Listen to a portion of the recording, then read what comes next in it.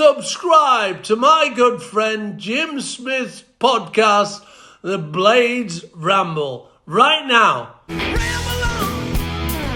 Well, now's the time is now.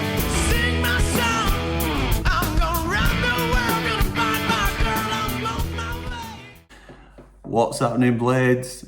Howdy, y'all. What is going on? Now, so there's a lot to catch up on. Again, it's not supposed to be that busy, and to be fair, I didn't think it would be really. So I'm only going to record when there's stuff to report on. But the latest is American investors are now talking to the club.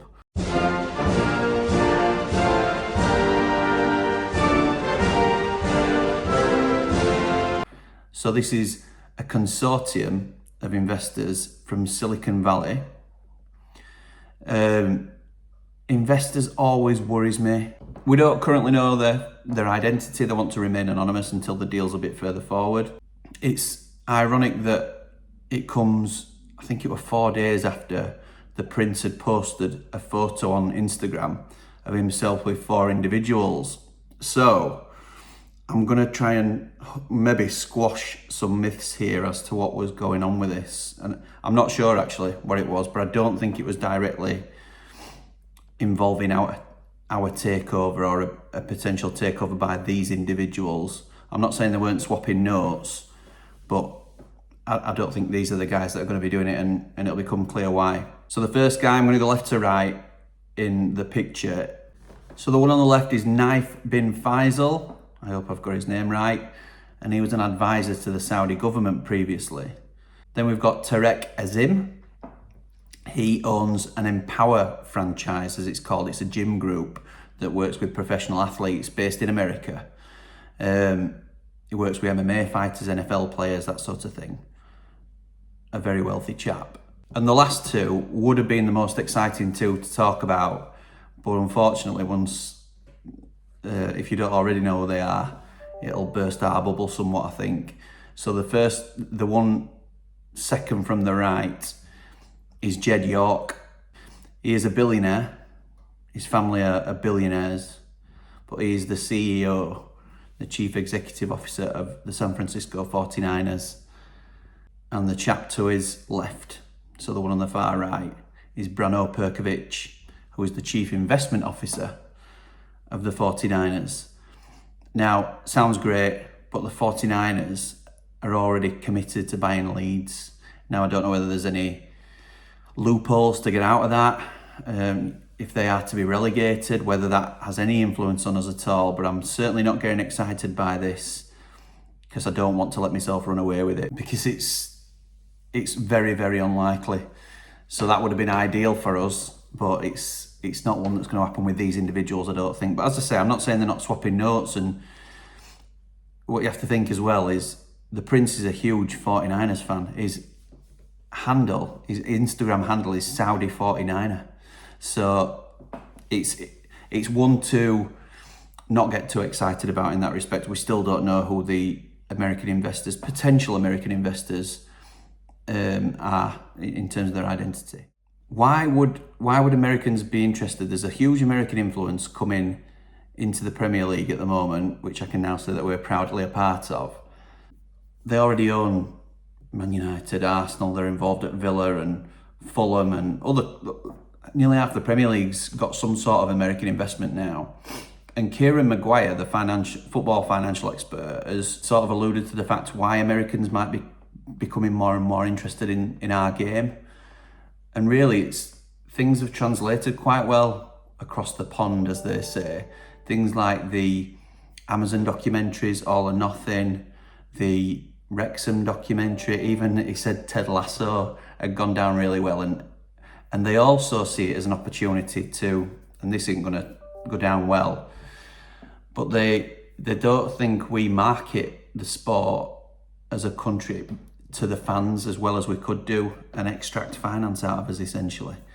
So the example he gave was when you go to an NFL game, you're there for the afternoon and it's an experience. It's not just going to a game and having a burger and a couple of pints. It's a full thing. You get, your merchandise, and there's a little bit of glamour to it. What he did say was they sort of want to Disneyfy it a little bit, which ain't great to hear as a fan in terms of the financial aspect. Obviously, if it's an improved experience, then you weigh it up as to what you're willing to spend and do. But yeah, I think there's a little bit more money to be made out of the game, which, considering the amount that's already going into the game, it's incredible, really, when you think about it.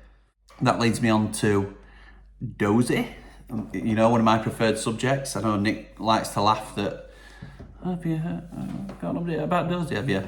Well, thank you to Dem Irish Blades, who's now got a podcast out himself on SoundCloud, so if you haven't caught that yet, please do. He sent me the link initially to a Dozy interview that he did this week with Nigerian TV. In all honesty, it doesn't tell you anything new. He's just reiterating the fact that he's still interested and still wants to buy the blades, and he's still committed to doing so, and he feels like he's made positive progress in his attempts over the last week. He sort of alluded to the fact that he's reconciled with the Prince a little bit, and they're now back on the same page. So watch this space. They have requested an update, but not had anything concrete as yet. I don't want to share what I have had because it needs to be confirmed first. So yeah, he's not out of this race yet. Watch this space. In terms of transfers, there's a little update. First, we're going to jump into the Ramble Rumours.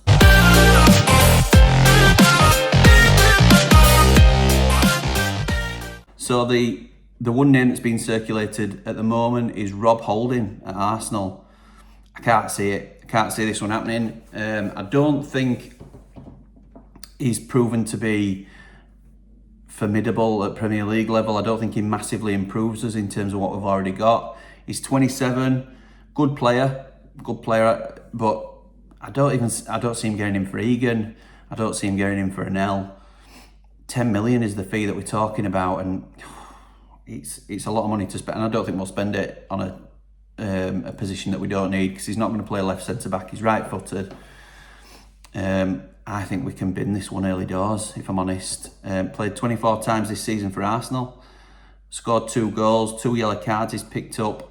Not a regular in their team, so I can see why he's been linked away and Leeds, other team that are rumoured to be interested in him. And to be fair, he'd probably be a better fit there because their defence is appalling.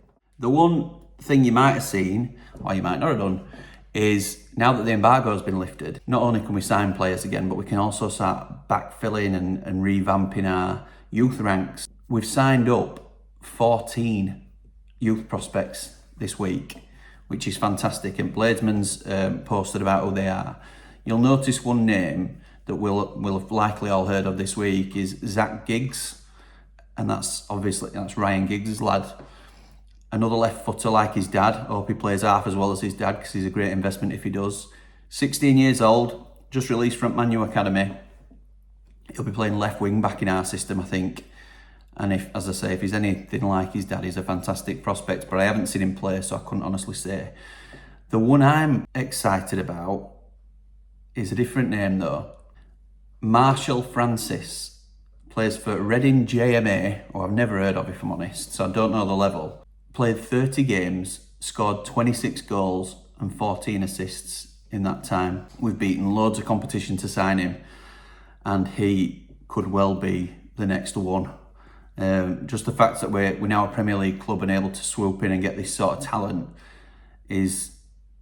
it keeps us in front, doesn't it? We've already got a fantastic youth system. Despite not being Cat 1, we're still doing really well in terms of that. So, great bit of business from the Blades by the looks of it, and long may it continue. These are said to be all Derek Geary's calls, by the way, with Eki placing a lot of trust in him as academy manager. So, well played, Dell, and let's hope how it works out for us. And lastly, I just wanted to touch on the retained list. It's not out yet, but it's going to be out imminently, I think. Talks are ongoing with who we're going to keep, who we're not going to keep, but as we said last time, Eki's already had those conversations. He flew out to Geneva on Tuesday to have a big meeting with the Prince and the rest of the board to discuss who's going to stay, who's going to go. Initially, it's believed that they were on different wavelengths. Eki wanted more to stay, and the Prince thought refreshing the squad was necessary, particularly if you think about players like Ender Stevens and John Fleck. They're on a lot of money, for what their ability level is, but Eki tended to lean on, these are just what's being rumoured by the way, it's not confirmed, Eki tended to lean on, I want that solid squad structure because we're only going to add like 3, 4, 5 and we don't want to leave ourselves too thin. So hopefully they've been able to come to some sort of compromise, and I'm not saying Ender and Fleck were the ones Eki wanted to keep, but in that sort of ilk, you know, if there's people who's on the fence about like Ben Osborne for example, could we use that money better elsewhere, and Eki would rather, I think, keep more of the existing squad than bring in, say, 10 new faces altogether. And I understand that thought process, but we've got to evolve as a squad. So we'll see where that goes. It's got to be in by this Saturday as the list. So it doesn't mean we have to announce it on Saturday, but it has to be in. And that includes whether we negotiate with players or not. If we're still negotiating with players, they can't talk to another club yet.